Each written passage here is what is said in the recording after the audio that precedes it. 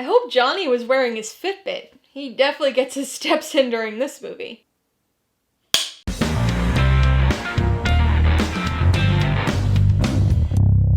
Hey everybody, welcome to Mainly Movies. As part of my coverage of the 2024 Sundance Film Festival, today I'm going to be talking about the 2024 slasher In a Violent Nature, which will be released in theaters on May 31st and streaming on Shudder later this year. If you're new here, please consider subscribing for a variety of movie-related content like reviews, rank lists, and trailer reactions. All my reviews include a breakdown of the pros and cons, my rating, and some tailored film recommendations, so be sure to watch through to the end of this video for all of that extra content. In a Violent Nature stars Barrett, Andrea Pavlovic, and Reece Presley, and was directed by Nash. It tells the story of a silent killer who stalks a group of campers in the remote Canadian wilderness. As film audiences, we often yearn for something different and new. We like the comfort of familiarity, but too much of it and we start to get bored. Movies start to blend together and feel derivative of one another. So, in an ironic twist, it makes us wish we were watching that other thing we already know and like. So in order to avoid that, we crave originality. But with so many films out there in existence and so many new ones being made every year, finding something new and different can be difficult. And this can be an even tougher challenge for certain genres. Horror has had its fair share of novelty and creativity, but it's also a genre that often relies on tried and true tropes, techniques, and stories. And one of the worst offenders in this regard is the slasher subgenre. There's certainly lots of fun to be had with slashers, and there are a couple different varieties. But since the subgenre's heyday in the mid-80s, there really hasn't been a ton of innovation. So when a film can take a very familiar genre, like slasher, and do something unique with it, something you've never really seen, it's noteworthy. In a Violent Nature does just that. The story, the plot, the characters, they're nothing new. All variants of things we've seen dozens of times before. But the approach that this film takes is something new. On paper, this movie seems like your typical campground slasher, with some nonsensical campfire story lore, cheesy dialogue, and a group of annoying 20-somethings ready for slaughter. But rather than focus the story on these victims, the focus is instead solidly on the killer. Now, you might be thinking, so what? That's been done before. And while we have had slashers where the killer is the star, we haven't had one that's quite like this. In this film, we experience the story mostly from the behind-the-back perspective of the killer, Johnny. Now, this isn't a first-person perspective. It's not like we're seeing things through his eyes, like a young Michael Myers or even Billy. Instead, the camera is often just behind Johnny, following him as he walks around, almost like you're playing a video game. The position of the camera does shift around some, so it's not always just a shot of his back, but it is the perspective that's frequently returned to. In a Violent Nature is sort of a minimalist, deconstructed reversal of a slasher. We're with the killer rather than the victim, and because we're basically always sticking with him, we get a glimpse into the things that are usually omitted from a typical slasher.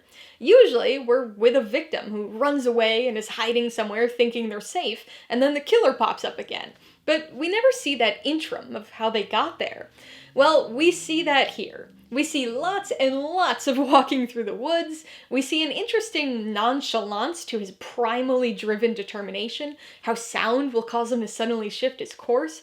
Both he and the film are slow and methodical. There's no score, there are a lot of very long static shots, and there's also a lot of walking. Really, just a perfect film for anyone curious about what a slasher does between kills. Speaking of kills, this is a brutal film. It's definitely a very slow movie, so I suspect that many people may be too bored to stick it out, but patience will reward genre fans with some intense, nasty, gory kills. The first few are kinda gross, but they're comparatively very subdued, and give you a little taste of what's to come. After some more walking in the woods, of course. A lot of these kills have this dread-building anticipation to them. You know that Johnny's gonna get to somebody sooner or later, because he always walks at the same constant pace, so you're left just waiting for the moment to happen. That said, there are a few kills that are a bit more sudden for those looking for some intensity. There's one kill in particular that I think is gonna go down in the annals of slasher history. I'm not gonna spoil anything about it, just you'll know it when you see it. I watched this movie at Sundance during a press screening, and that kill in particular elicited an audience reaction that I've never heard before. This bizarre mix of pain, disgust, and perverse entertainment. The violence and brutality of the kills in this film will be considered excessive by some, will be too much to handle for others, but will likely deliver just enough to make the watch worthwhile for genre fans. Like Johnny, In a Violent Nature is a slow and lumbering film. The perspective and approach to the story are key to differentiating the movie from other slashers, but they also severely affect the pacing and result in some really jarring editing. The movie also features a very underwhelming final act that feels incredibly out of sync with the rest of the film. The whole movie, we're experiencing the story from the killer's perspective, and then towards the end, things suddenly shift to one of the victims. There's been no characterization or build-up for this person. We don't care about them, or even have a reason to care about them. And yet, for some reason, the film completely abandons the whole perspective gimmick it's built itself on, effectively fizzling out on an unmemorable note as a result. The slow cinema art house slasher approach this film takes will be tedious for many people, but at the very least, this is an interesting horror experiment that offers us a different perspective, quite literally, of something we're otherwise very familiar with. Alright, let's talk about the pros and cons. The biggest pro is definitely the unique approach. Some may consider this to be a gimmick, and I suppose it is, but the behind-the-back killer's perspective aspect of the film makes for a unique experience. The story itself is very typical of a slasher. I believe intentionally so, with the intent here being to show us the things that are usually omitted from slashers. We still get all the kills and tense stalking, but we also get the downtime. The sometimes days of walking through the woods, the primal decision-making, the slow plodding determination of a disturbed soul. It all offers up something different in a very familiar genre. Pro number 2 has got to be the kills. There are a lot of things that can make a slasher fun or memorable, but in most cases, it comes down to the intensity or creativity of the kills.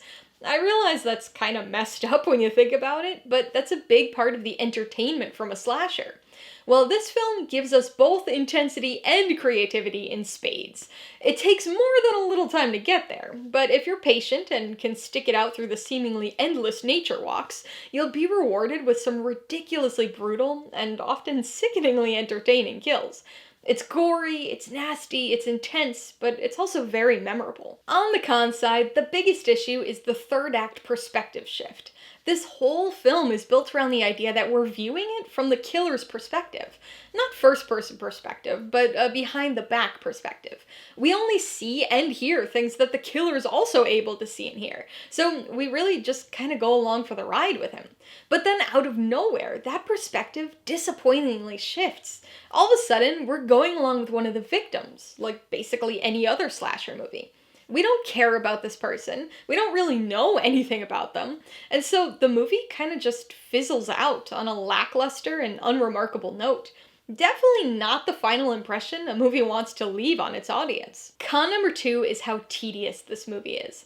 Some people will be able to tolerate this aspect more than others.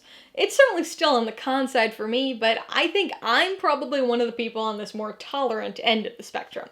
That said, this is a very slow and repetitive film. The pace is steady, but it's glacial. I've mentioned how this movie shows us things that are usually omitted from a typical slasher. Well, I think many would say that there's a reason why those things are usually left out. It's cool and unique to follow behind him as he walks through the woods, for a few minutes, but after the novelty wears off and you realize there's still 85 minutes left of the movie, it gets a little tedious, and I think a lot of people are going to be extremely bored. Before I give you my rating recommendations, I want to remind you that if you're interested in buying In a Violent Nature or any of the other films I mentioned today, I do have affiliate links for all of them in the description below. I get a small commission from anything you buy using one of my links, so I'd really appreciate it if you use them if you're in the market for any of these movies. I'm gonna give In a Violent Nature 3 out of 5 paws, though this is a fairly low 3 paws.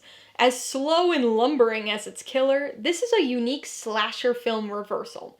The behind-the-back perspective of the killer, brutal gore, and creative kills are worthy of praise, but the lumbering pace, sparse story, and frustrating ending prevent this from slashing its way into lasting genre infamy. I would recommend In a Violent Nature to people looking for an art house slasher. I realize that sounds like a weird concept, but that's basically what this is. Arty in its simplicity and minimalism. If you can appreciate, or at least tolerate, its glacial pace, it does yield some great genre moments. I think this one's gonna become a cult favorite and have some ardent fans, but it'll likely be too tedious for most audiences. If you liked In a Violent Nature, I would recommend Behind the Mask: The Rise of Leslie Vernon. This is another unique take on the slasher genre. Part mockumentary, part actual slasher, this movie follows a journalist team as they document the life of an aspiring serial killer who models himself after his slasher heroes. It's gory, it's fun, it has a unique approach, all while affectionately deconstructing the genre. If you liked the slow cinema style and want another film set out in the wilderness, you might want to check out Jerry. Part of Gus Van Sant's Death Trilogy, and cited by the director as an inspiration here, this film follows two lost hikers and features a lot of slow, long takes, sparse dialogue, and mounting dread. And if you'd prefer a more typical slasher, you should check out Friday the 13th Part 2. Johnny is pretty clearly modeled after Jason, and the sequel not only adds to the mythology and lore of Jason, but also features some entertaining and creative slasher kills as he stalks yet another group of camp counselors. Alright, a couple questions for you guys. Number 1, have you seen In a Violent Nature? If so, what'd you think of it? And number 2, what's your favorite film told from a unique perspective? Be sure to leave your answers in the comments below so we can get a discussion going. Alright, so if you got some enjoyment, insight, or information on this review, I'd appreciate it if you'd hit that like button. And if you haven't done so already, please hit subscribe or add it to see more videos like this. Till next time, this has been Alyssa with Mainly Movies, the way life should be.